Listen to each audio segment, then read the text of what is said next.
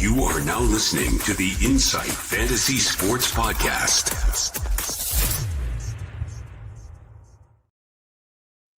Welcome all and welcome in. We are back. It's the Insight NFL Podcast. Wednesday, 12th of November. We've got the trio of us in here tonight. Always look forward to these shows. You know, the little duo shows, they're nice and intimate, but, you know, the three lads together, I imagine we're going to be throwing around the term wet sock a lot in this one. Just thought I'd get that out there early. Mav, throw it to you, mate. This is our SuperCoach Trade Talk show. Like I mentioned, week 11 coming up. Not too many big injuries from last week, which we love. But again, still a lot to talk about in the trade realm for SuperCoach. But how are you feeling as we dive into it? Yeah, I look, I'm happy and excited to talk about trade this week. We're talking just off air about possible trades and what we could possibly do as well. And I'm still sort of in limbo. There's a lot of things you can possibly do. In this time of the year, we don't care about break-evens as much or negative break-evens as much as what you would in week 2 or week 3 or maybe even week 7. So it's a different ballgame now. We're in the second half of the year. We're chasing premium elite players versus guys who might be in the upward direction and making us money. I think we're at the back end of trades now. Back end of trades, only a few more weeks to go. I'm thinking of the regular season in traditional lens, but SuperCoach, we've got the whole 18 weeks. And Secko, throwing to you, and I just have to throw out there too early in the show. We're all equal heading into week 11 because JT's on bye. So how are you feeling about that? Ooh. Yeah, I feel like this is the week I've been waiting for. The Fade JT hashtag Fade JT hasn't worked so well, but anyway, we'll see. There's 8 weeks to go. It's crazy. We usually we got fantasy brains on. We're getting into wrap up season for regular season for fantasy usually around now, but we're only just past halfway. So lots to do. Hopefully everyone's teams are sort of getting towards the end, and most people are sort of down to 5, 6, 7 trades, I think, now. So to Mav's point, you've got to be a little bit more selective and make sure you nail it, because you can't just keep flipping guys like we've been doing for the first 10. So, yeah, or not so much the first 10, but for the first 3 or 4, we were happy just to piss off Kittle and piss off a bunch of different primos who had one bad game. But, yeah, now it's sort of pick your guys and have conviction. So we might try and guide you through who those guys are to last the last 8 weeks. Yeah, diving through, plenty to cover off in this one. And like you touched on, Secko, our end game positional rankings, we're going to have a little bit of a discussion when we get to the trade-ins segment, because I feel like the last few weeks it's been pretty chalky. Again, in this format with SuperCoach, it's hard to kind of defer away from the top guns in those positions. And by this point, you'd really hope to be set in that. For the question segment at the back end of the show, purely just trade dilemma questions for SuperCoach in this one, but please, make sure to throw them in there. We'll get to them at the back end as per usual. For injuries, we normally cover that, but we will leave that on to tomorrow night's show, our week 11 primer and final show of the week. If you did miss us on Monday, we had our review and recovery for week 10. That link is in the below. Nice there for you. Gents, before we jump in, we do have to highlight our unlimited winner for week 11. And before I throw up the graphic and we'll, pick apart the team, see what would move out for this week, it is brought to you by our good friends over at NFL Helmets Down Under. If you're chasing any NFL full-sized helmets, memorabilia, or even just straight-up NFL apparel, be sure to check out their store. The link is in the description below. Or if you want to just get a little bit of a gauge and check out what they have to offer over on Instagram, at NFL Helmets _down under for that. So, gents, without further ado, Unlimited League winner for week 10, Cooper Maker. No fun name this week for us to rattle on a whole heap. He put up a whopping 685 in this one, and I'll talk through his squad here. Jackson Dart, starting quarterback. He's got El Gersima on the bench. Absolutely no clue. He's just really dumpster dive for that guy. JT with the blue VC band, so you would have looped him in to get his massive 95 score this week as captain. Jameer Gibbs, 73. Bijan, Ashton Genty as the starters. Javonte and Henderson on the bench. So, left a little bit of points there if he listened to Secko's start of the week with Henderson in there.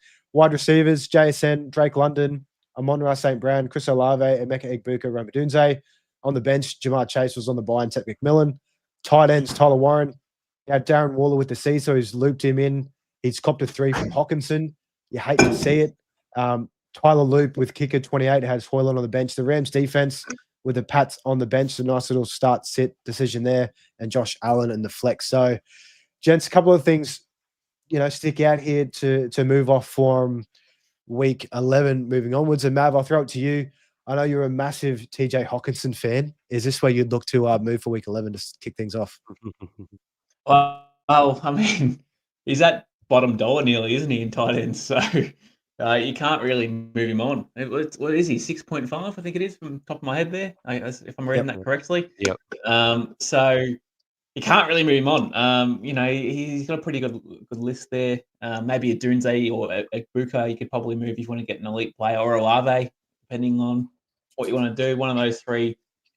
If you want to upgrade, that can happen. And he's got CD. He's got Jamar Chase on the bench there, so you can get CD coming in if you want. You can get another elite player coming in if you want, like Puka Nakua or anything like that. So, outside of that, tight end is a definite need that he needs to probably sort out though. So if you can try and generate some money into Hawkinson to upgrade him to a premium player, would be very beneficial.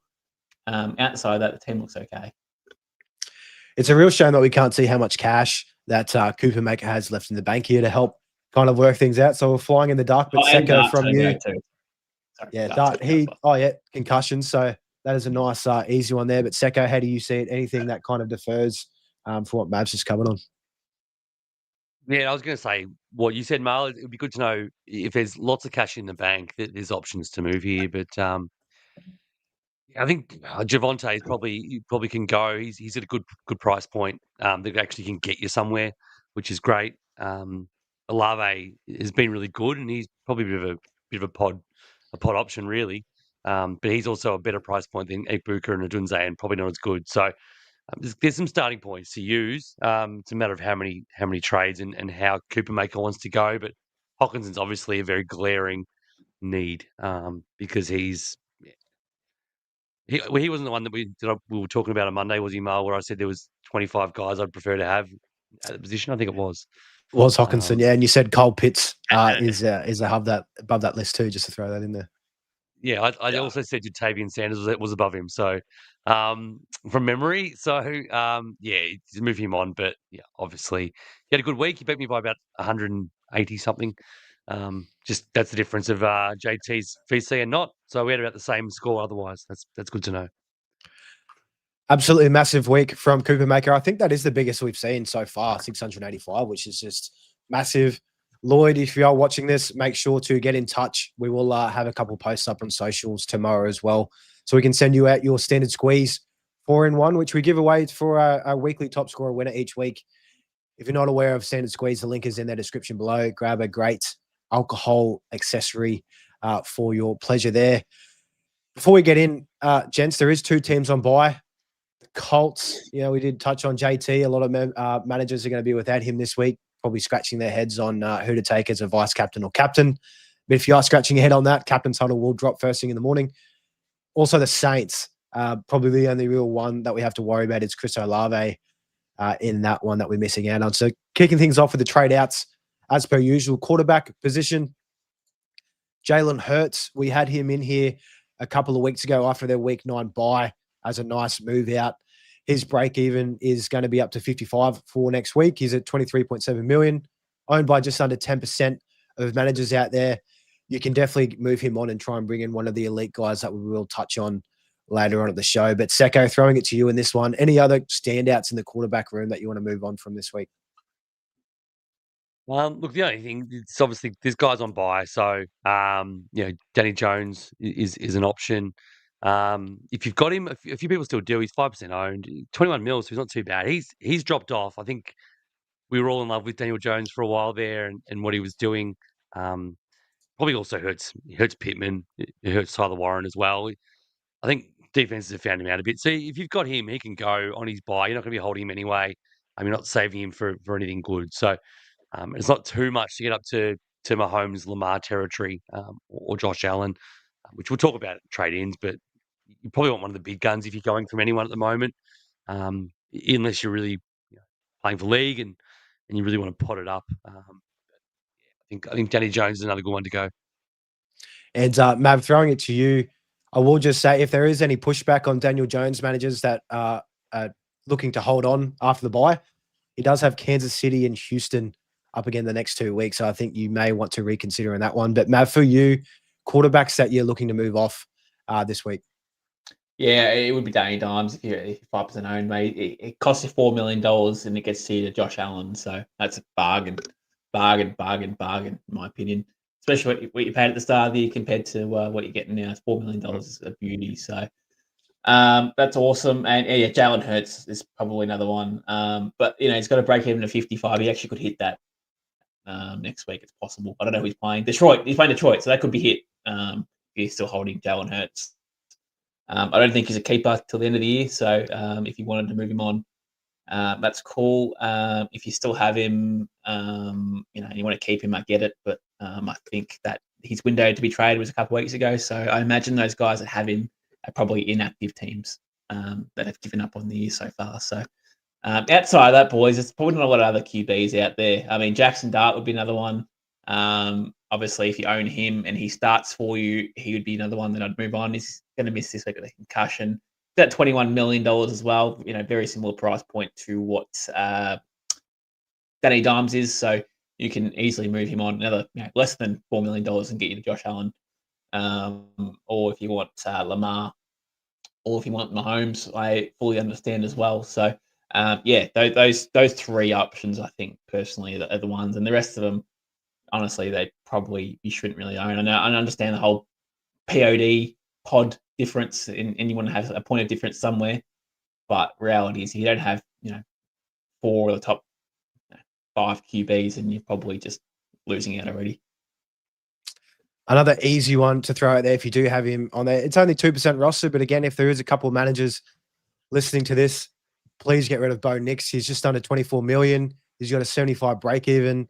The wins that the Broncos have had this year are pretty fraudulent, I think. And I think, Bo Nix is starting to come undone a bit there in Denver. So look to move off of him. They've got Kansas City this week. I think they could be in a bit of trouble with that one. Kansas City off the bye. But Secko, we've got a name here too, and I know you've currently got this guy on your team, Drake May. Is he a move out for you? I know, what's your kind of thought process with this week? I know they've got the bye in week 14. How are you kind of playing it out with Drake May?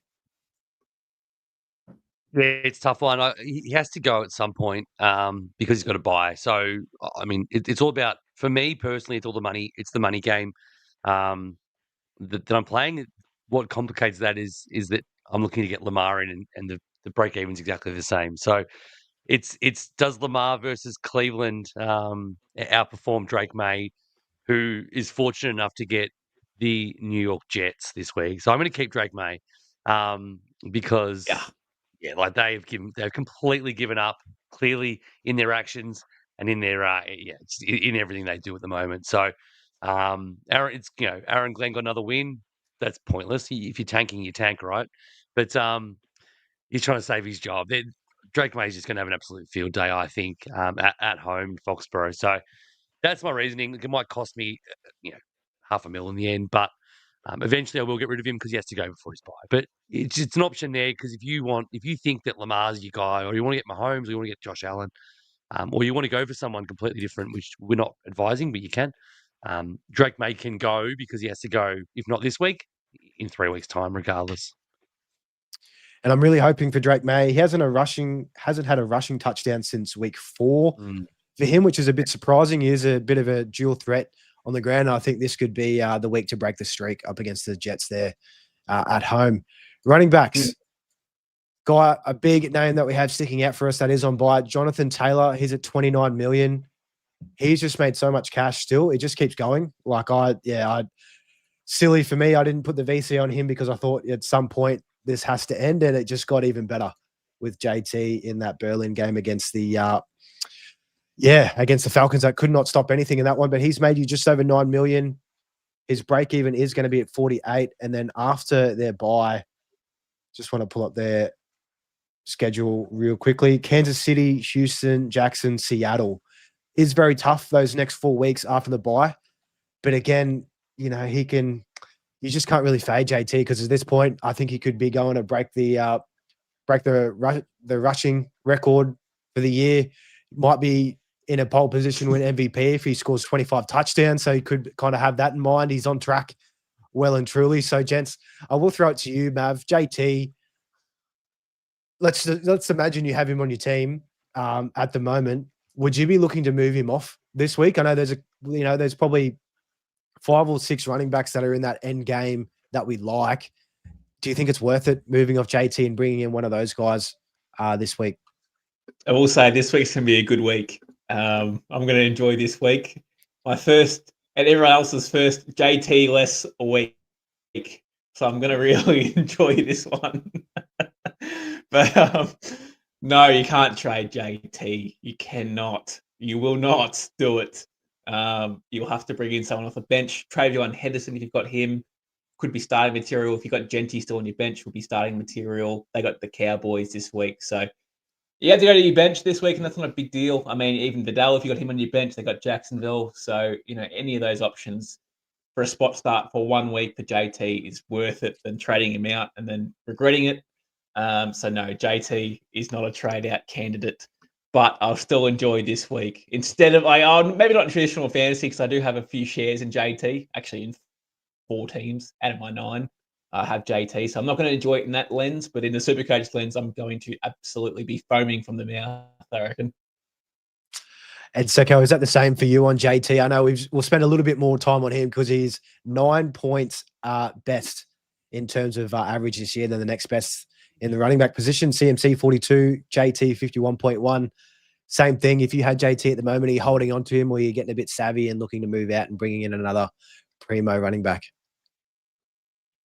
You can't trade him out, but this is all a caveat on this. If you have 10 plus trades, maybe a boost, you've got to start using them now. There's no point holding them. You can hold some, obviously, but if you've got heaps of trades, you can look to move Taylor out to a primo this week and then move it back. It's not the most efficient use of trading, but you've got probably 3 more than everyone else has anyway. So if you've got 11, 12 trades, you can trade him out. Get anyone, pick a letter, whoever you want, and then use a trade the week after, and you get a whole week's more data. Then you might have an injury, touch wood, but someone like Devon Achane might get injured, and you had him, and you can trade him out back to JT again. So, it's only for those instances where you're flushed with trades. You're going to make a lot more points going up to a primo probably than you are fielding Kimani Vidal for 1 week. And other running backs, gents, that we're looking to move out here. We've got James Cook. He's got the highest break even here. They are up against Tampa Bay, who are tough against the run. Not tough against Henderson's breakaway speed last week, but normally they are. He's at 18.7 million, 40% owned.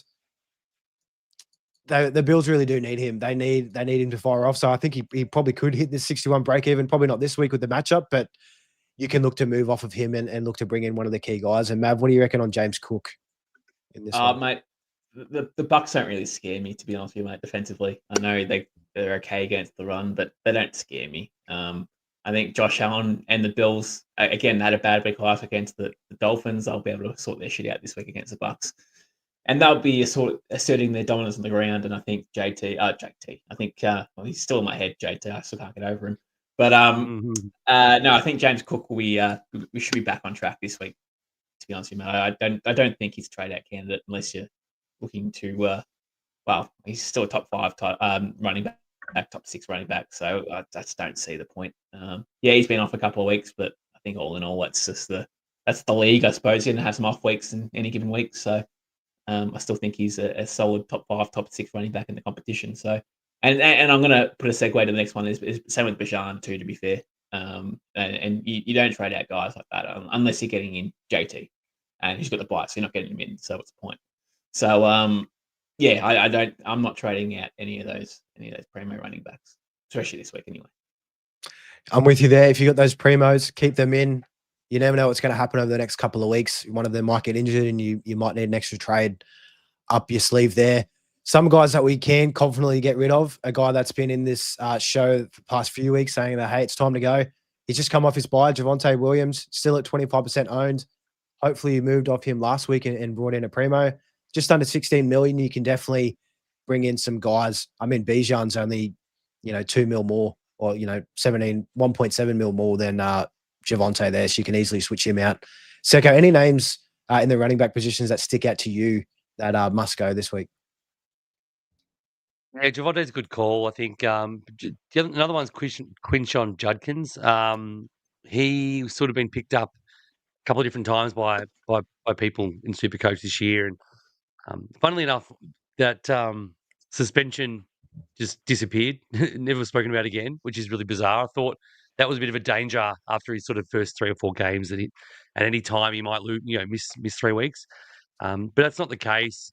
It's more his output. He's had one decent game in the last month, 52 points against Miami, who everyone has beaten Miami except for Bijan Robinson on the ground this year. And that was the game he had 3 touchdowns. So, that's 52 is actually not that good with 3 touchdowns, which is crazy. So he's had a 7, a 6, and a 19 against the Jets. And the Jets are about the second worst team against the run. So I just think it's performance based on him. He's 12 mil. He can still get you somewhere. He's got a bit of cash behind him.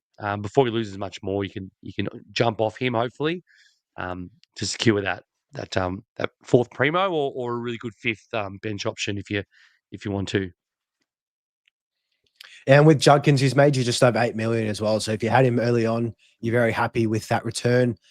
Another easy name here to move out if you do have him in your squad, Bill Krosky-Merritt, who was mentioned last week as well. He's still at just under 8% owned, 6.3 million. He's lost another $1 million this week from that performance against the Lions. 20 break even.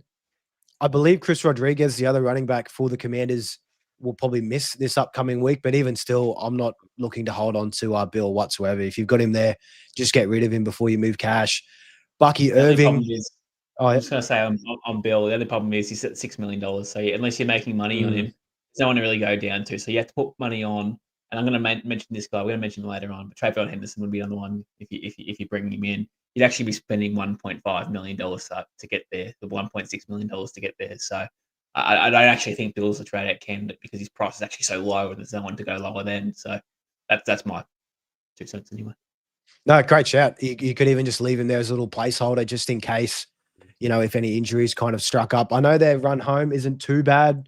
Maybe Jaden Daniels comes back after their bye later on in a couple of weeks, but has not been good. You definitely cannot start Bill Krosky-Merritt. Another guy you definitely can't start, Bucky Irving.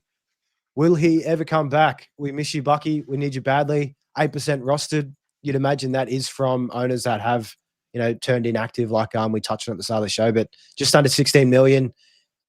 Again, only 1.5 mil to go up to Bijan. You definitely need to get another name in there to help you score throughout the week. But Secko, any other running backs before we get to the wide receivers? No, there's not much. I mean, Kamani Vidal is still 8% owned. You don't have to get rid of him. He might be a bye week. He can sit on the bench, but he's at over 10 mil, so he's still got a good price on him as well. This is his last week.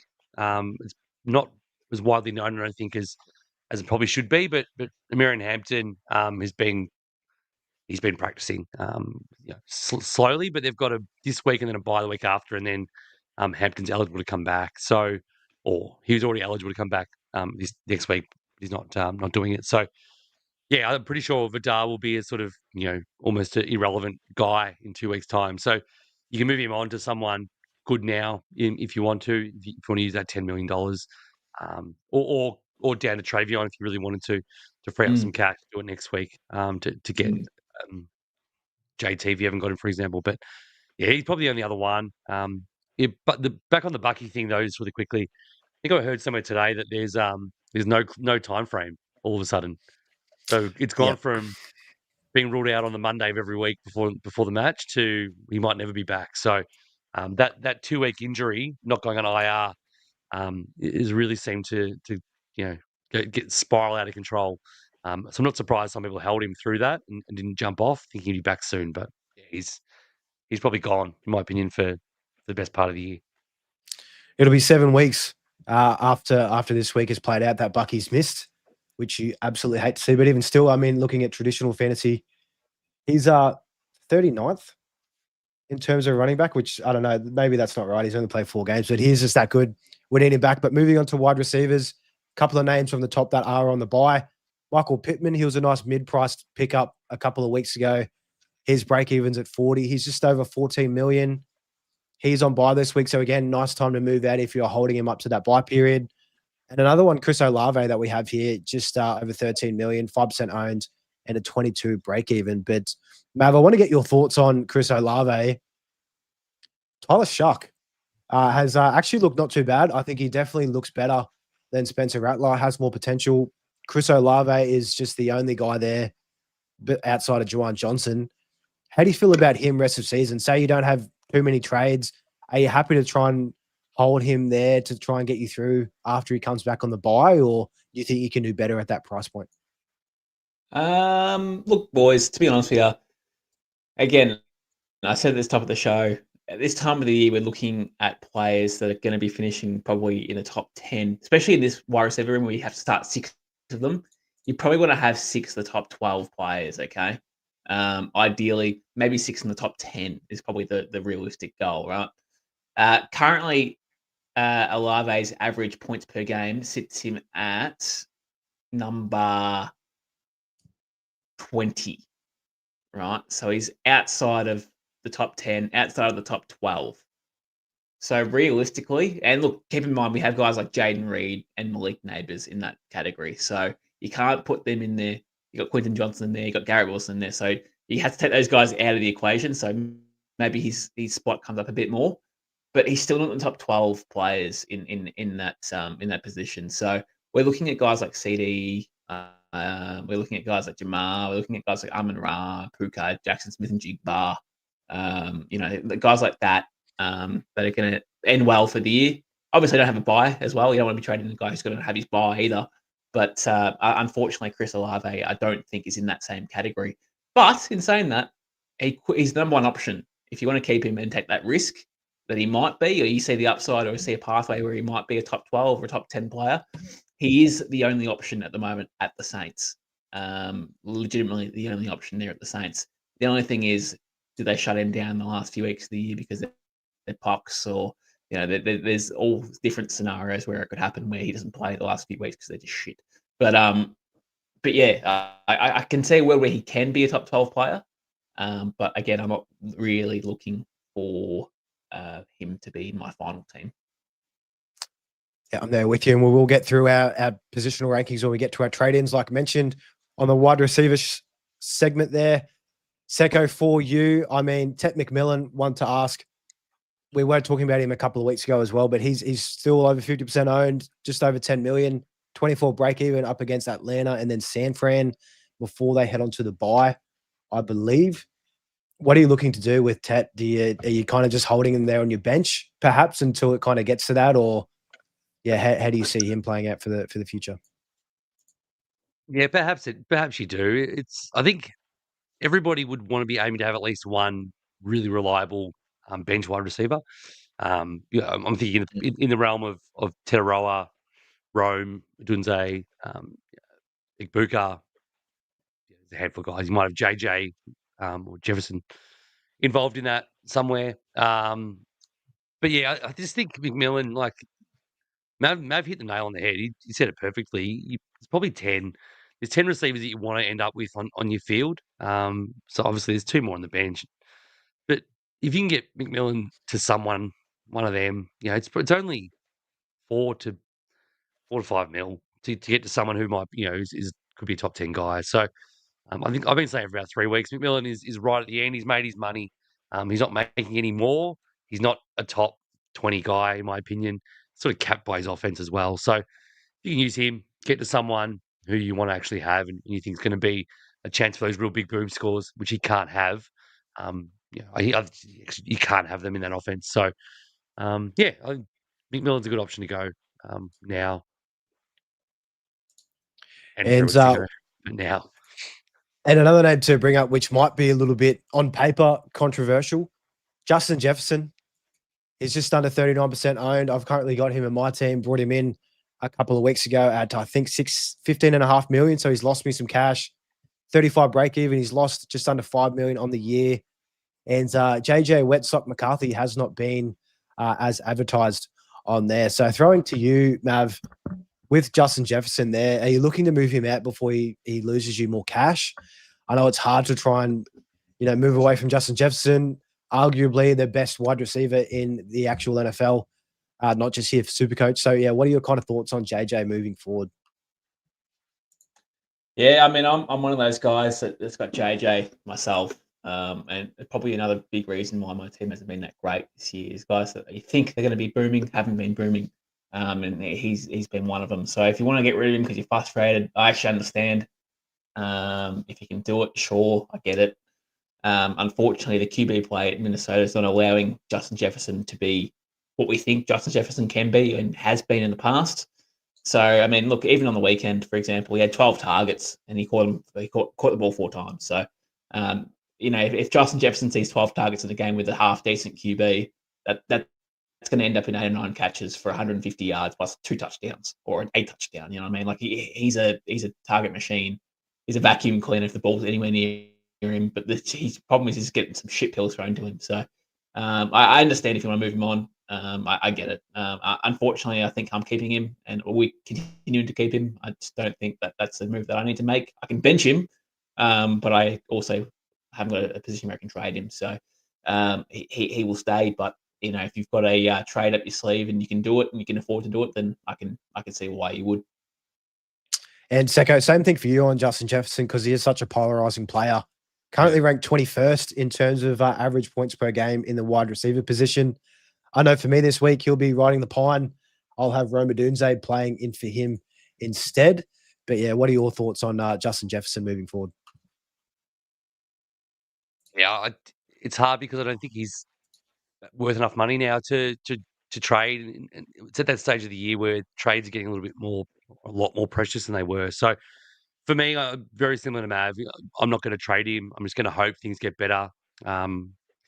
He's played 4 games of football with this guy.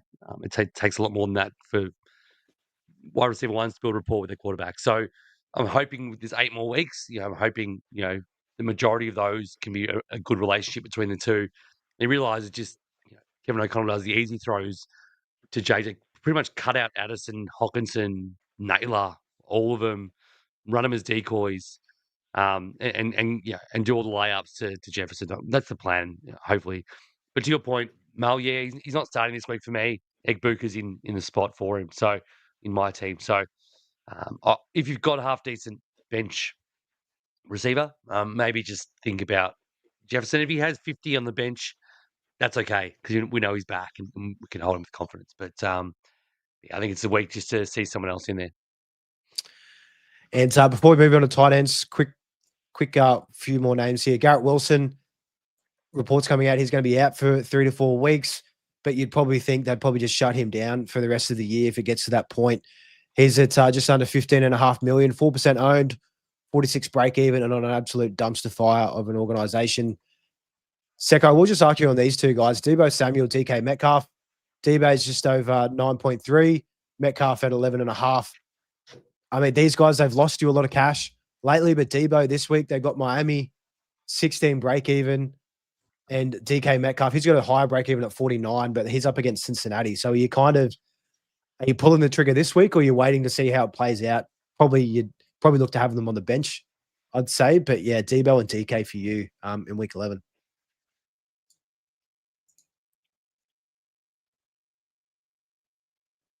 Oh, you're muted there, Secko. You might have hit. You want to touch something? There you go. You're good. Sorry. The thing about these guys, they're on this list because we're at the stage of the season where we need primos. Like we want our keepers, we want our best of the best wide receivers. And if you're sort of holding another week, and Metcalf may have a 40 because they're playing Cincinnati. Don't forget last time the Steelers played, it was 4 touchdowns all to tight ends. So that could easily happen again with Rodgers only throwing it to Darnell Washington and Pat Frymuth a couple of times. But you can hold for a week to try and get a score out of it. But his break even's 49, so next week every chance he's going to be 10.5 mil, and it just gets a little bit harder to get anyone of value from him. So Metcalf can go, and Deebo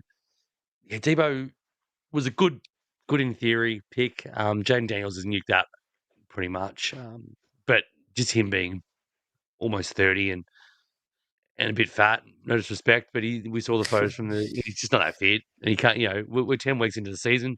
He looks like he's slow.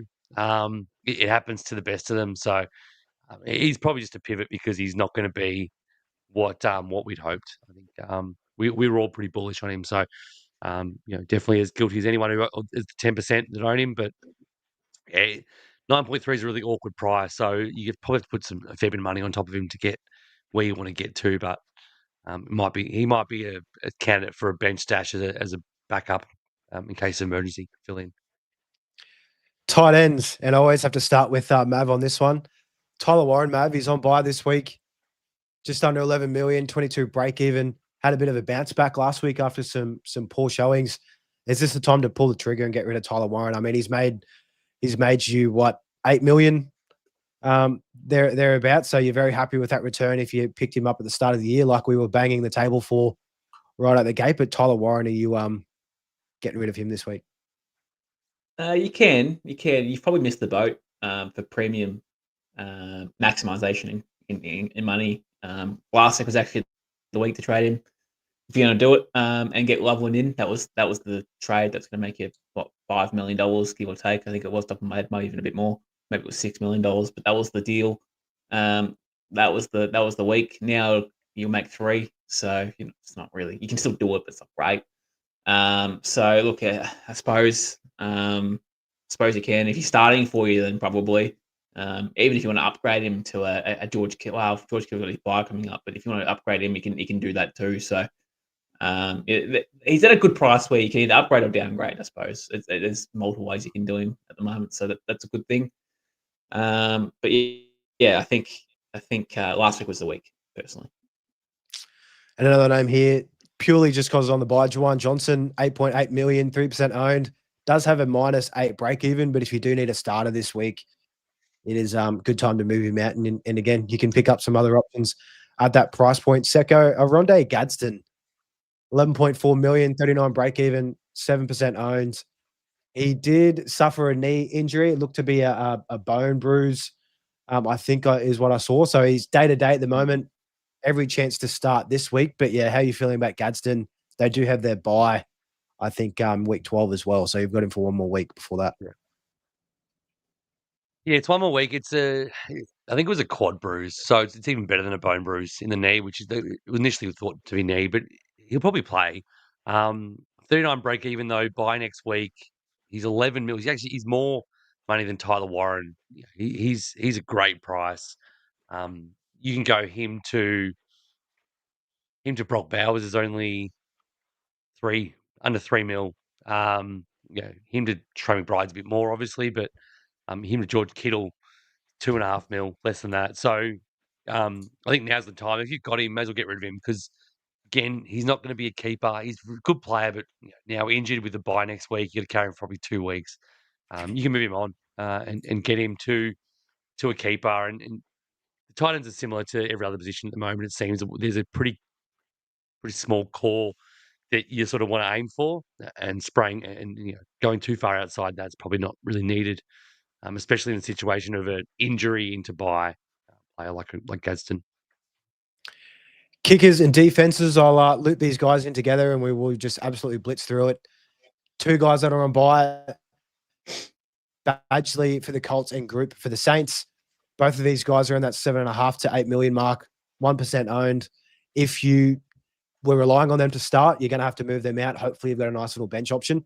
But if not, just let them sit on the bench. Save a trade if you've got a starter in that kicker. And the same for the defense position. We've got the 49ers who have just been so unlucky when it comes to injuries this year. I mean, probably the top 5 guys are all out for the year. They're at basement price 3.6 million. And again, it's probably a bit hard to try and move them on. I know, Mav, you were mentioning you were looking at moving the 49ers this week, if I remember correctly. How do you kind of see them with the 49ers? I mean, 3.6 million, what can you really do?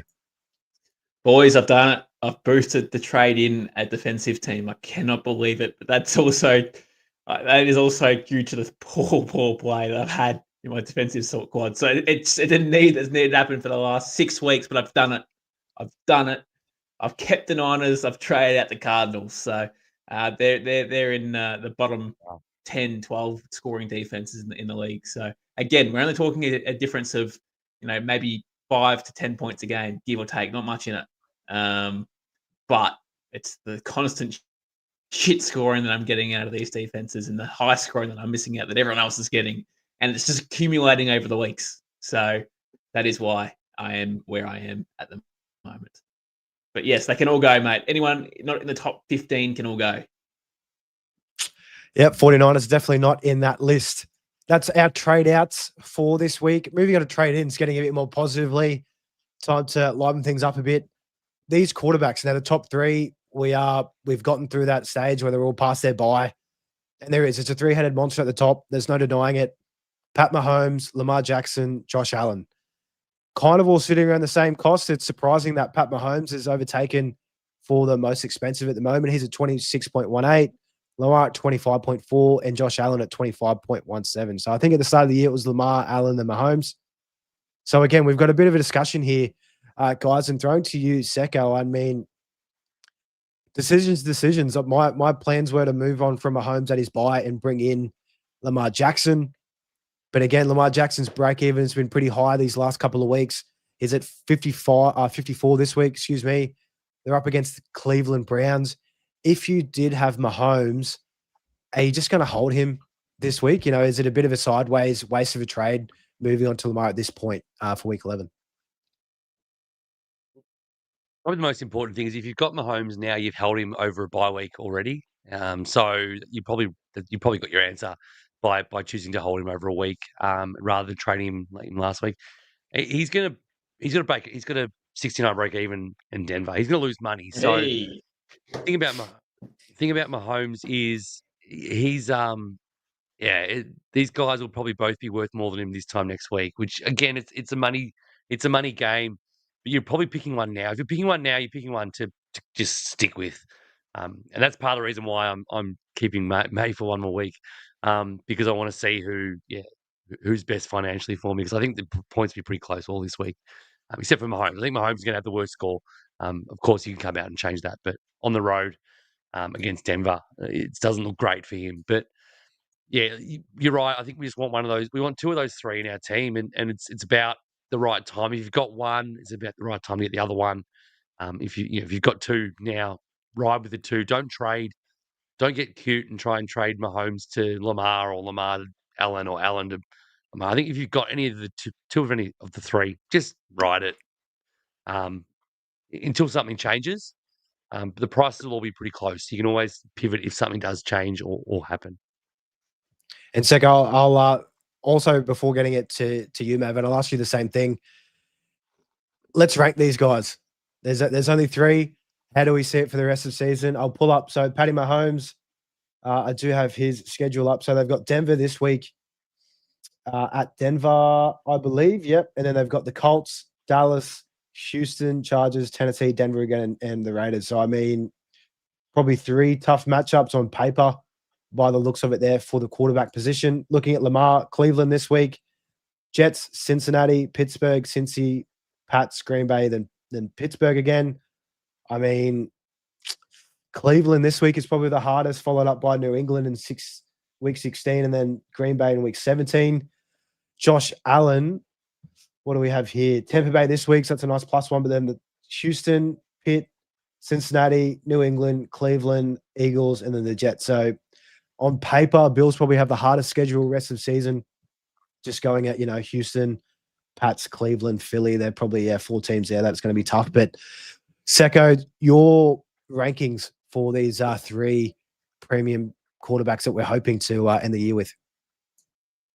Yeah, based on that schedule outlay, Lamar's the clear number one. He's so far, for me, so far and away.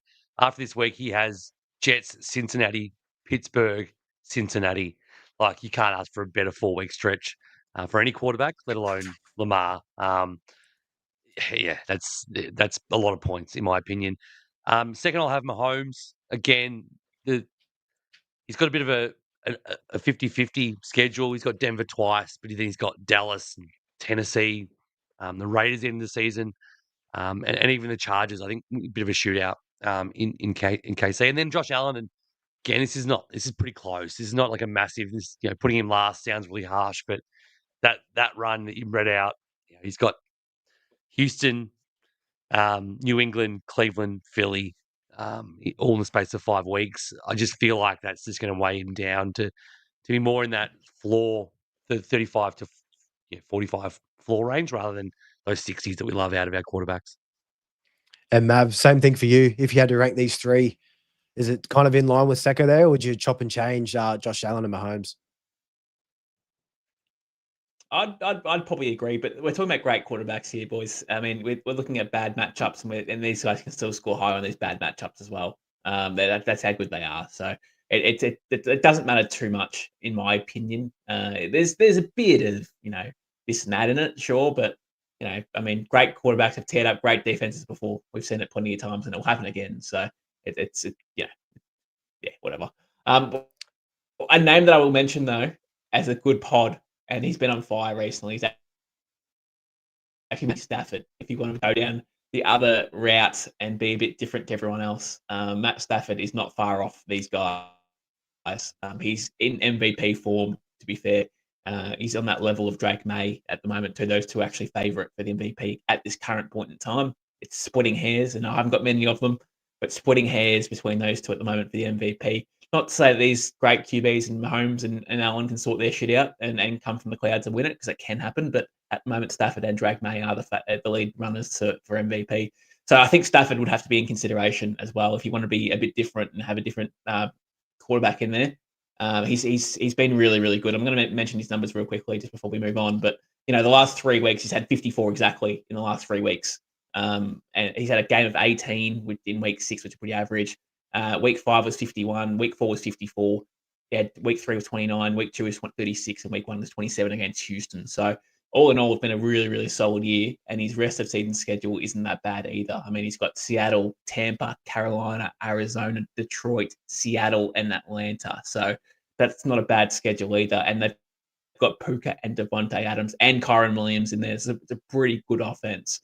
So if you want to go different, I think Matt Stafford isn't a bad play at this point. Yeah, he's old, he's a fossil, but God, he's been balling. He's averaging 42 points per game, and Lamar and Allen are only 2 or 3 in front of him. So if you want to be a bit different, I would recommend Matt Stafford.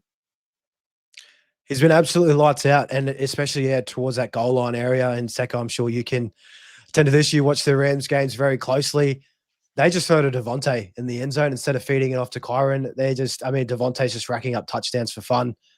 Is he probably your top pod out of the outside 3 that you'd even throw out there as an option, or is there any other names that kind of come to mind?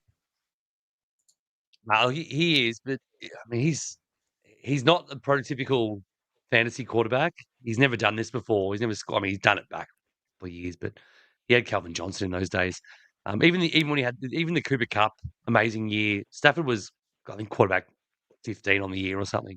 He wasn't. He doesn't score that way because it just doesn't work like this. Devontae Adams has completely changed the way they call the game. McVay's had to completely change the way he sees the game. It's always the running back. It's been such a key part of his offensive philosophy, and now it's not, because they just have a. I mean, they've still got to look after Puka in the red zone. That's the reason why it works so beautifully. So, he's been top 6 every week since week 7 in SuperCoach, that is, which is hard to do because there's always those big spike ones. Like remember when Bo Nix had one good week? Like that sort of thing happens all the time. But he's been consistent. He's he's not going to win the MVP, unfortunately, because He's had one bad week for the year. Like it's a good player. I know, but he's a great player. The narrative is he's not going to. There's a rotation of MVPs, and we mentioned the 3 of them who are going to be in it every year for the next 5 years or 8 years. It's Patrick Mahomes' turn this year, so gamble responsibly. Take that $7 and run with it, because I just think it's an absolute lock. Drake May, love him. Everyone knows that he won't win MVP. Stafford won't, and then Jonathan Taylor doesn't throw the ball, so he can't win it either. Unfortunately for that, that's just the way it's going to go. But yeah, no, Stafford's been great. If you want to go potty, go potty. He's not slowing down. Yeah, Matt Stafford. And on that real quick, before we get to a couple of cheap options, I did hear on the Pat McAfee show, he brought it up the past 7 years of MVP first place votes has been 350. Only one non-quarterback has gotten one first place vote, and that was Cooper Kupp when he had the Triple Crown. And, they went on to win the Super Bowl. So, again, it is a quarterback award. JT would have to go absolutely sky high, even on top of where he is at the moment, to get in that consideration. But, yeah, man, I'd love to see little Drake May step in there. But in terms of a cheap quarterback option, if you are looking to downgrade, save a bit of cash, I think Tyler Shuck is probably going to be your best bet. He's on bye this week. So, again, he'd be riding the pine, but minus 24 break even, only 6 million or 6.3 rather, 38 points last week. And he looks good that we touched on. Kellen Moore's going to let him air the ball out a bit more. Their season's lost. It has been since week 1. So they've got nothing to lose in rolling out Tyler Shuck. Running backs, gents, and we will kind of go through our same positional rankings as well. We do have to start 4 guys here. I mean, guys with the bye to come, JT, no doubt. I threw in there was a comment on one of our YouTube videos the other week, and, it was JT or Josh Jacobs if you had to bring one in. Before the big 95 points this week, I said Josh Jacobs because, there's too much cash between there. I mean, looking at it now, there's a 10 mil gap between him and Josh Jacobs. It's probably going to be a bit unrealistic trying to bring him in at this point, unless you're just Scrooge McDuck and just saving a whole heap of cash in your bank there. But JT, he's made you 1.6 mil on top of this week. He's on the buy. CMC, buy to come in week 14, 23.3 million. And Devon Achane, we haven't really mentioned him at all, really the last few weeks, but he is just emerging. He's coming off a big 74-point score, tearing up the Bills, who have been goddamn terrible against the run this year. He's under 20 million, so he's a nice little option, but the Miami Dolphins do have their bye coming up. And we'll just run straight in. Guys past the bye. We'll right at the top. Jahmyr Gibbs, massive score, 73 points. Josh Jacobs, tried and true, 33. Lock him in for a touchdown each week. Bijan's let you down. He's dropped a whole heap of cash. Lost you just under 3 million this week. Guys, out of these, I guess kind of 6 names, JT, CMC, Achane, Gibbs, Josh Jacobs, Bijan, your top 4 that you have to kind of put them through. And then, I guess we can kind of even just rattle off the top 6 if people do want to have a little bit more insight on that. But Mav, for you, your top 4 rest of season, if you had all the money in the world, you could just slot in 4 guys, to ride you home through this thing for the final 8 weeks. Who would they be? Well, I'm going to give you a bit deeper. I'm going to tell you my top 7 players that I've got for the remainder of the year, okay? So my top 7 players, JT, McCaffrey, Achane, Gibbs, Jacobs, Bijan, and James Cook, okay? I haven't got Saquon in there. I haven't got Derrick Henry in there. They're not in there, okay? Christian McCaffrey, unfortunately, has got his bye in week 14. So if I don't own JT, lucky me, I will be flipping Christian McCaffrey to JT in week 14 and getting him in. All right. That's what I'll be doing personally. I should have JT 6 weeks, 7 weeks, 8 weeks ago, but I don't have him in. And I've just missed the port. The boat's gone. So I've got JT rest of the year, like points wise. I think it's JT. I think it's McCaffrey. I think it's Gibbs. And then you can almost put a toss up between Achane and Josh Jacobs and Bijan, really. They're all about the same value, in my opinion. Gibbs, unfortunately, has the Montgomery factor, so he's always going to have down weeks because Montgomery exists. But when Jahmyr Gibbs gets the whole play, he's like a top 2 running back. We saw him last week; he scored 73 points. We know how good he is when given the opportunity to flourish. So that's why the ceiling for Gibbs is so high. He's always going to be my top 4 because that ceiling is so damn high. I think that's my 4 anyway. I think if I had to gun to my head, JT, it'd be McCaffrey, it'd be Gibbs, and I will put Josh Jacobs in there over Achane, very just.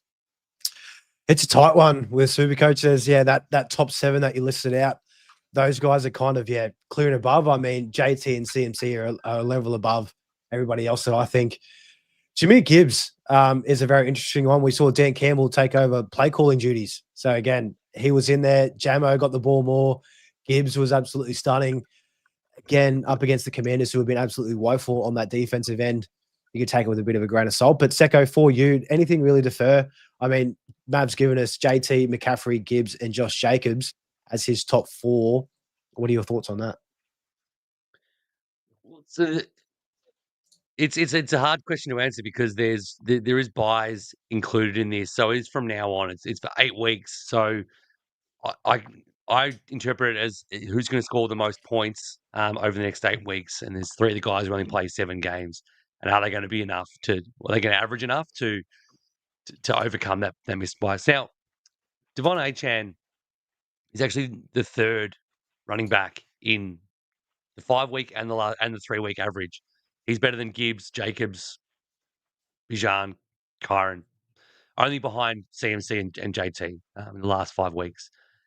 If he didn't have a bye, he'd probably look. Might sound bold. He'd be my number 2. He is the entirety of that offense. It's so clear and obvious, and he's just so good at it. Unfortunately, he has the bye, so he has to be.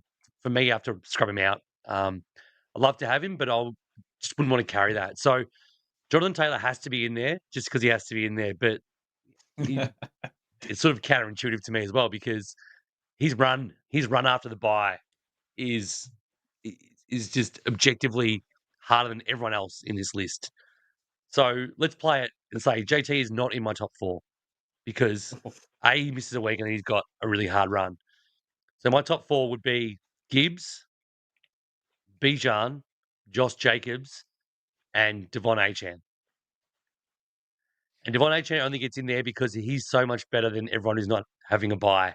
And I have the edge over him, over CMC and JT because I want to be different. But it's interesting. I'm so far off James Cook and Saquon is probably not quite there because he's run out of gas and Henry's the same. So the guys we were also in that conversation earlier in the year, but yeah, bit different. But I think JT's a full fade. I'm sticking to my brand. Yeah, no, I like it. I like the difference there in HN. Definitely don't like the fade on JT, but nah, it's an interesting one. I think a good point to bring up with these running backs too. Like, of course, we want to look for the ceiling. We want to look for the guys that are gonna, give us the best chance to maximize our total points in the week. But we also need to consider the floor for some of these running backs as well. I mean, like James Cook to me, and that list definitely has the lowest floor. We've seen a few weeks if that running game just can't get going, if he doesn't get in the end zone. It's terrible. He's had a game of 9 points, 17 and 15. Like that nukes your week. That isn't gonna really help you out. I mean, Josh Jacobs, super safe floor in my eyes. Like I said, he only scored 33 this week, but a touchdown pretty much every week you can pencil him in for. He's that offense. Jordan Love hasn't been good, but it's some tough discussion. But Bijan Robinson, if you are listening to this, the owners out there, don't be misled. He's had a couple of down weeks. Tyler Algier isn't going to score all the touchdowns we hope for the rest of the year. And yeah, he's got a super safe floor as well with just how much work that he gets there and that. So yeah, it's a tough one coming up. I'm going to not, keeping track of time. I'm not going to go into my list. You guys have absolutely nailed that. I'll just piggyback on that. But if we want to get cute, deferring from these top 6 to 7 guys that we have here, is there anybody else that's really in consideration? I mean, in traditional fantasy, I'm trying to buy Saquon Barkley everywhere. I just think their run home is great. I know in this kind of format, it's probably past the time, but he's just under 16 million. So again, if you're running out of cash to bring in any of these top guys, he's a nice option. But Secko, any other names that really stick out that you'd be, I guess, willing to put into that grouping if you had to, given your cash situation? Yeah, it's probably not expressly. I did forget Bijan when I was saying all those names, but he's passed his bye as well. But I wouldn't be surprised if he turns completely around. He's just such a good player, but at the moment it's hard to put him in that top 4, 5, 6 for me. I will hold him though, and I will hope he comes good. The only one which is sort of not ideal at the moment, but Kyron Williams has been on a really good run, and he's actually losing some work and still performing. So if Blake Corum goes away, Kyron Williams has a bit more juice to squeeze out of that. He's just behind Jacobs in 3 and 5 week averages. He's got that sort of floor like you mentioned, Mull earlier. In the last 5 weeks, he's had one score of 14. The next lowest was 31. He's consistently he's had 54, 34, 42. So he's a consistent scorer. If you're looking for again super potty, you might go Stafford and Williams. It'd be very weird to do that. But if you want to be different, You can do a lot worse, I think, than Kyron Williams on the run he's had the last month. It's a couple of cheap options here that we will just kind of bring up real quickly if you are looking to downgrade. Coleman Ongai, he's made just over 4 million, minus 11 break even off the buy if you need to free up some cash. There is Woody Marks there, just under 10 million. Might be a little too late at this point, but it is his backfield now. The offense is just super gross at the Texans. I know for me, I would be fading that. But the number one cheapy guy to bring in if you don't have him, of course, it would have been hard to stay faithful throughout the first 9 weeks of the year. But Trevion Henderson, yeah, again, it only took 10 weeks, but he is the pick of the litter in terms of cheap options. He's the cheapest, just under 8 million, minus 32 break even. Does have the bite to come, but I mean, this week I've got him filling in for JT, and I'm more than happy having Trevion there. So, guys, Mav, to you, any other kind of names on this list, or that's pretty much it at this point of the year in terms of a cheap option? Yeah, I've only really got interest in Trevion Henderson. I had him at the start of the year. Now I've got interest in him back again. So I have made a trade currently, and I'll put this right out there. I have moved on Kiami Vidal, and I have got in Trevion Henderson in there. So I've made $3 million. I think it's top of my head. I think that the Pats shouldn't go back to Ramondre. They should keep sticking with Trevion. And if you have an injury to a running back at any point, you need to lean on Trevion. He might be the starter for the remainder of the year. He could be at least capable of doing so. He looked really good in last week when given all the opportunity, and they've got a really juicy schedule for the remainder of the year. So yeah, they got to buy in there. But again, if you want to make some money, I think he's the guy. Outside that, I don't really have too much interest in anyone else. Travion's pretty much my guy as a downgrade option. Moving on to wide receivers, we'll do the same thing. We'll nail out. It is a little bit more difficult with wide receivers. We have to start 6, but in my eyes, for the rest of the season, there is a clear 7. And I'll throw this out in Secko. We'll get your thoughts on this too. Jamar, JSN, Amon-Ra St. Brown, Drake London, Puka, Rashee Rice, and CeeDee Lamb. I think those kind of core 7, you can kind of mix it up however you want. I think that's probably the core, 6 of that list is probably what you want to go with. For me, Drake London probably drops out of that list. I'm just lack of confidence in the Falcons, lack of confidence in Michael Penix. Raheem Morris is kind of come under the hot seat. They've lost 4 weeks in a row there, so I'm not too confident in Drake London. But out of these guys here, I mean, we probably don't need to go in order of top 6 with wide receivers, but are you kind of the same? Are you fading Drake London from this list if you had to, or is there another name that you'd probably move away from? Or in turn, another name that you'd rather bring up to the top 6 if you could?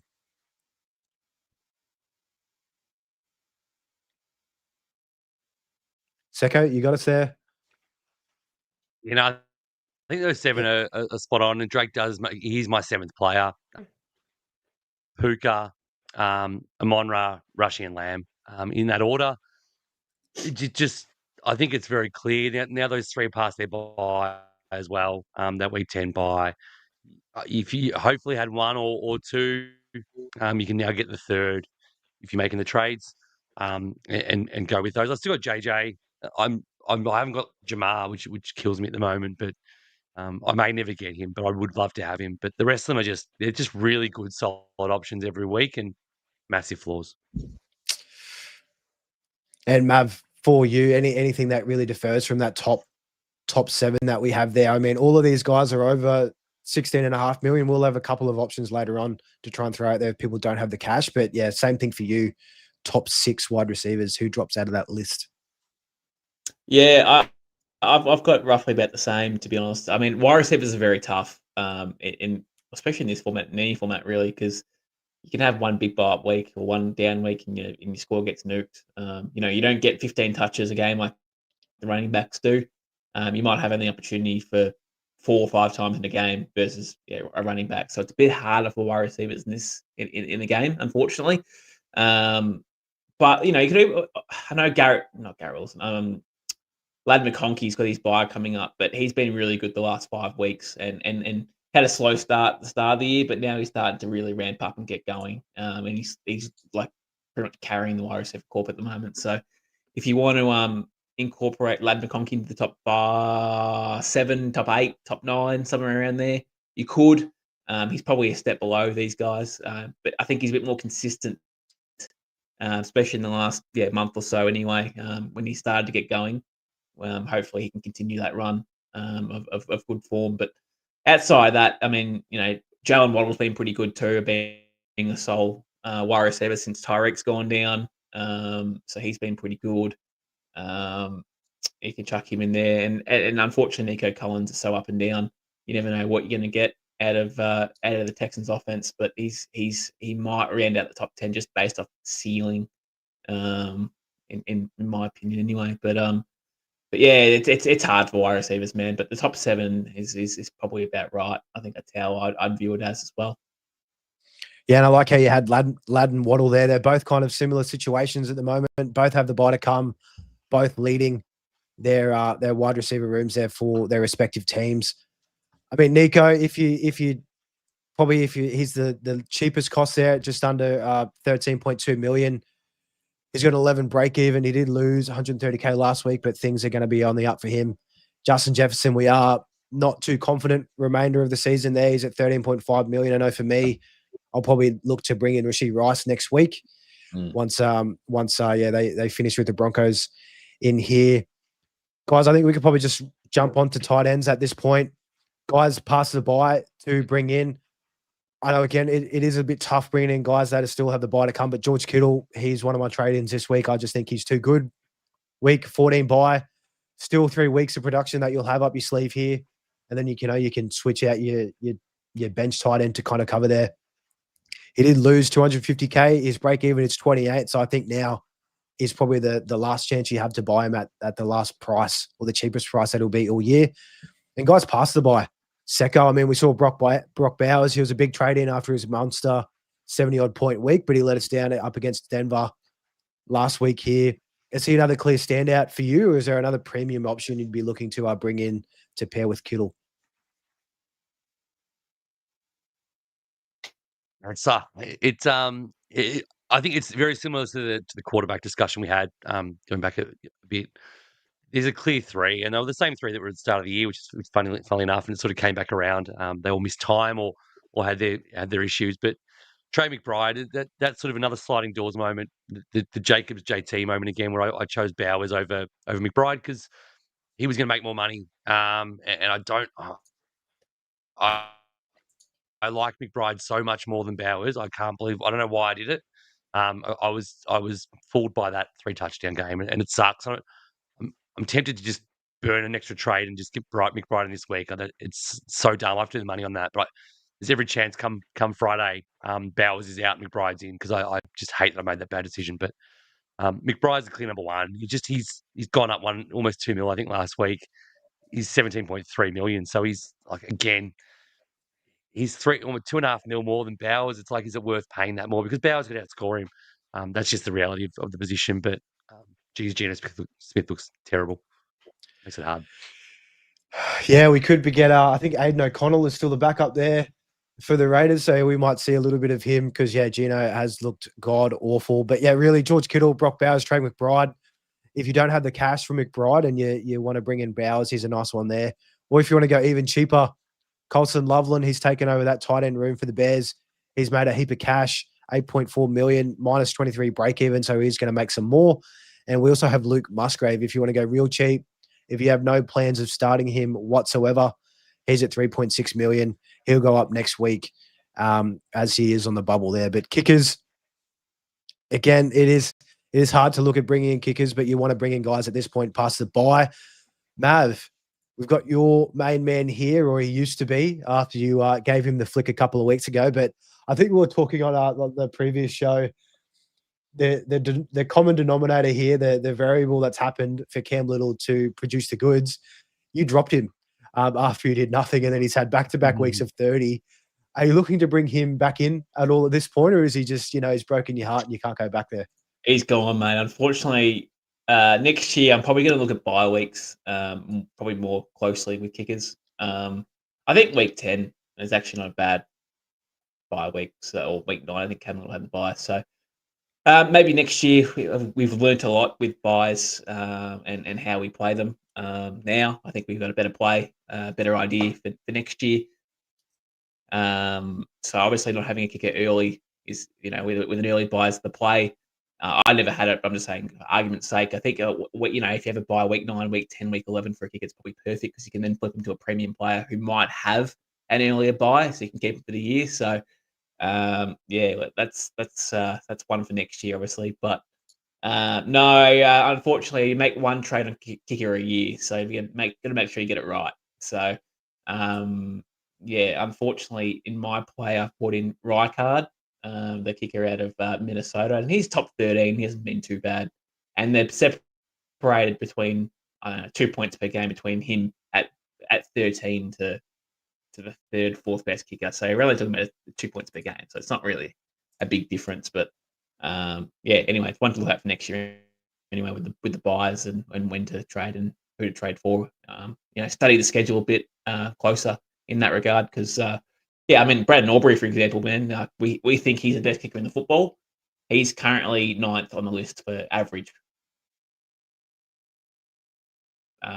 points per game. So I think bye weeks is important, and good offenses is obviously being important as well. But again, it's so hard to pick a right kicker. You have to rely on teams that don't go on for fourth downs as well. I mean, if a team goes for fourth downs, you're never getting an opportunity to kick the ball with big sticks. So there's a lot of factors that come into kickers, unfortunately. Yeah, no, I'm with you there. I think, one trade on kickers is more than enough. I know I've spent 2 trades this year on kickers, and it's just, another trade that you could have had up your sleeve to get you down the stretch. It's definitely a nice savvy move to, really focus on those buys next year. Will be interesting to see how the SuperCoach format changes when it lays out.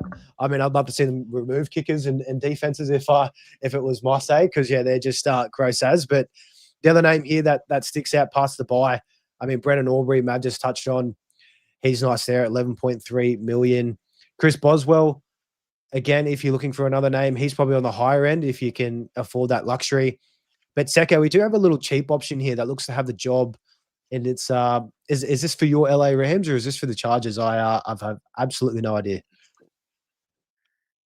It's the real LA team. Harrison Mevis, he's got the nod. It's he's 3.7 million. He hasn't played his 3 games yet, so he's purely a moneymaker for me. I'm going down to him for a bit of fun because he's a big chunky boy. Love a good chunky kicker like back in the day, like Randy Bullock back in the day. He's a big solid dude. So you gotta like those chunky boys. These Brandon Aubrey types a bit boring. Like they're like a guy with a bit of I like an unfit NFL player if I can find one. So yeah, 3.7 mil is the reason why it frees up money to go for JT in 3 weeks, like Mav. Yeah, I love it, Mevis. Yeah, I remember seeing those. When he's $35 million or whatever he's going to be worth. He's coming in. And he's just going to keep on rising. I'm sorry to tell you guys, but Mevis, I like that. And even better, I was thinking Mevis for the Rams. Is this the chunky guy? And then I had to have a quick look up and confirm that after you're going through it. But we'd love to see it. Hopefully, he can kick a couple of big bombs. The big man for the defenses here again. Similar to kickers, you don't really want to be burning too many trades on these guys. I mean, defense probably more so than kickers. You'd probably be a little bit more flexible. But the Ravens, we've had them here as a trade in the last couple of weeks. They've gone up 1.4 million, just over 12% owned, minus 11 break even currently. And the schedule is just so good. Cleveland, New York Jets coming up. The Ravens are a nice team, and they're just getting even healthier as well there. But again, you only really want to be burning trades on defenses if you absolutely have to with these buys here. That'll close out the trade-ins part of tonight's Trade Talk show. We'll get into some questions as per usual. If you are watching on YouTube, please smack that like button, hit the big subscribe, ring that bell. We're dropping multiple shows each week, and you will get notified when those ones drop. Kicking off to comments, again, we will limit these to just trade dilemma questions for SuperCoach, even though there is a lot of nice compliments here for Secko's red hat that I can see there. But from the top, one from Charles. Considering bringing in Achane because the Dolphins draw looks sweet. I already have 4 running backs. He'll be number 5. Also, who would you trade Hurts for? Allen or Jackson, or just keep him? So from the top, we're all on the same page here. It hurts to say I'm also Lamar number one, even though I don't have him on my team. So it hurts to Lamar would be that trade there. You might, you could get a bit savvy and kind of wait a week with Lamar up against Cleveland, but I know he did torch them, I think, for 4 passing touchdowns when they played earlier in the year. But Secko, I'll throw this to you here. He already has 4 running backs. We'd love to know who those are, but would you look to bring in A-Chain here? I know with the bye coming up. It depends how many trades. I mean, you can. It's good to have bench cover, obviously. So look, I mean, yes is the answer. The only problem is you've got to buy next week. So you bring him now to start him a week and then hold him a week. And yes, he's the number 5 anyway. It's all about whether it works for trades and works for money. But absolutely, Javonte Williams to Devon Achane, for example, while they're only maybe 3.5, 4 mil apart, makes all the sense in the world to me. This one here from Theo. Would you trade Derrick Henry or Saquon? Mav, out of these two, if you had to remove one from your squad, who would you rather have rest of season? I think I'd rather Derrick Henry personally. I do like Saquon's rest of season schedule, but again, they're both in the same category. Really, they are, and you can't really split them. To be fair, they've both been pretty disappointing in their own rights, and they've been on par pretty much the whole way through too. So maybe Saquon has the advantage just due to the schedule, but I mean, yeah, again, I say this all the time. It's like splitting hairs, and I don't have any. There you have it. We'll save Mav's remaining hairs there. Supercoach Edge, Dart to Lamar. Good time to pull the trigger and to follow up who you said, or is it better to pay a little extra for Mahomes? We're on the Lamar side. You kind of forced your hand with Dart missing this week with the concussion. We think it's looking like it'll be that way. So you can pull the trigger early and bring in Lamar for that one there. What else do we have here? One from Ian Johnson. VC Luke JT last round scored 555 into top 7,000. When are you lads looking at buying into his stock? Sorry, guys, I should have read that one. That might be a bit painful. But Secko, you were mentioning with JT, you're looking to bring him in after, he's got the bye this week, but round 14, you're kind of looking around maybe after CMC potentially, or how you're playing that one out if you're looking to bring in JT. Yeah, look, it's not a certainty. It's a potential. I'm going to have money in the bank off this. That's part of the reason going down to the cheap kicker and things of that nature. I've got Gadsden's money sitting there, maturing quite well. So there'll be options to go down. It depends whether I want to go down to fewer trades and actually do that CMC to JT trade. So we'll see how we go. If I can do it in one trade, it works financially for them. I also worry about Drake May at some point as well. So there's 2 more trades I'm probably going to make. So JT's not as pressing probably as getting rid of May before his bye. And another one here from Ian. I'll throw it to you, Mav. DJ Moore out this week. He's bringing in Jamison Williams.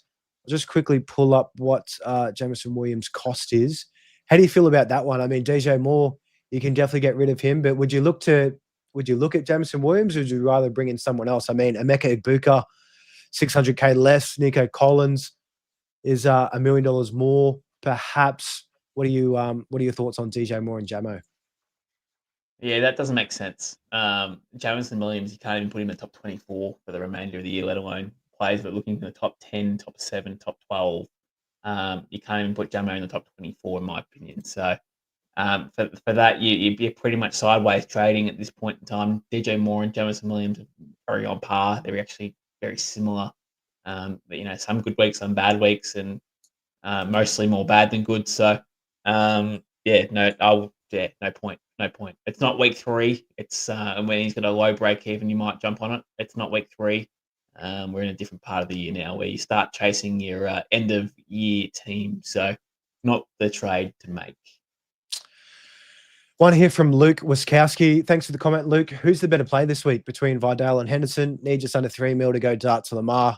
Can downgrade Tet or downgrade Vidal if it's better to play Henderson over him. Thoughts? Nice and easy.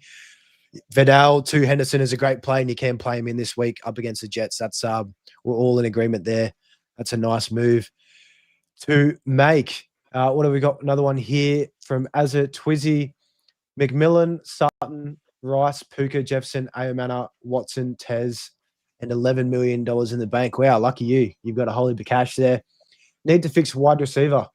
How do we tackle this one, gents? Throw it to you, Secko. I mean, Ayomana just come off the bye. I'm going to say it's Christian Watson, Tez Johnson there. So, I mean, Rice, Puka are probably your two locks at this point. Potentially could be a boosting week, I think, if you've got it there. But how are you kind of handling this wide receiver room as it stands? I mean, it's good to have money in the bank, but there's a lot of holes in the wide receiver core there. At a stretch, Jefferson can be included, so 3 out of the 6 probably starters. Sutton's probably the most pressing go. He's not even close to what he was. I'd probably go Sutton and McMillan. And if you've got a boost left, try and boost up some money. Go down to someone really cheap and get 2 receivers, namely CeeDee Lamb and Rushy Rice for a combined 34 mil. So you only need that 11 McMillan. So you only need another 2 or 3 mil on top of you. So you should be able to find that through another trade if you've got it. But yeah, I'd move out 2 of those guys, 2 highest price guys to get 2 studs, and then field, Tez Johnson while Evans is out, and fix that next week. Yeah, I think, so McMillan and Sutton are the key pieces to move out there. You've already got Rice, or even CeeDee Lamb, if you needed to bring in another primo. He's cheaper. Sorry, yeah. You're gonna get a bit more cash. But no, yeah, you've got some good options there. Even a Monra isn't too far off, if you do need to look at another option. What else do we have here? One from Alex over in the States. Always good to see your comments here, Alex. Is it worth trading Bijan for Achane with all of Algiers' red zone snaps? Mav, how do you feel about this one? It's not a bad shout, but again, we're looking at Achane here. It's going to have his bye coming up, and look, as bad as not bad, but as frustrating as Bijan can be because of Algier being existent, I don't think I'd be moving on to Achane because he's got the bye. So unfortunately, I wouldn't do it. I wouldn't do it. And the last comment that we will get to here, another one from Ian. We'll answer one more for you. Only have 12.5 million to bring in someone for DJ Moore. And guys, I will just rattle off a couple of names. And Secko, I might even leave it to you. If you have to bring in a guy at this price in wide receivers, I mean, Emeka Egbuka, Roma Dunze are both there. Marvin Harrison, that's probably a more riskier play. Yeah, how do you feel about this one, Secko? Under that, you do have a couple of nice options there in Roman and Emeka. I mean, they're the 2 standouts, but is there anything else that you kind of think is a nice little deep dive, perhaps? Yeah, so there's a bunch of guys I'd have over Jameson Williams. Jameson Williams has had 3 good weeks. It just doesn't ever go forever with him, unfortunately. You just know it's probably going to crash. If it does crash, it's probably going to crash pretty hard. I'd go Egbuka first. I'd just do that. Assuming you've got him, if you're considering going Jameson instead of him, let's assume that he's got Egbuka already. I think Rome, you had DJ Moore. You're upgrading to the clear better player in that offense, and I think they're going to be a really good offense going forward. Rome is a clear number 1. He had 1 bad week. He had a heel injury. Didn't practice all week. Write that off. He's been actually amazing outside of that 1 game. So I think Rome is your choice. He's had 2 bad games. The rest of it's been really, really good as well. But yeah, and then DK Metcalf, we spoke about as a sell. He's a risky guy. If you're shopping in that sort of that aisle, he's probably going to have a big week this week. And then you can look to trade him with a bit more cash on his head. But yeah, I'd probably just go Egbuka, and if not him, Odunze. It's pretty straightforward there. Love it. Thanks heaps for the comments. Everybody, please, if you have any more, just drop them on the YouTube section after this live stream has ended. Captain's Huddle show dropping in the morning. We'll be going through the top captain's options for this week, a couple of vice captain options as well. And then our week 11 primer starts for the week tomorrow night. We'll kick off at 7:30. As per usual, our final show of the week, we'll have a massive injury report to also get through and update you all to prepare for the week ahead. Thanks heaps for tuning in to the Inside NFL podcast. We'll see you guys tomorrow night. Cheers. Bye.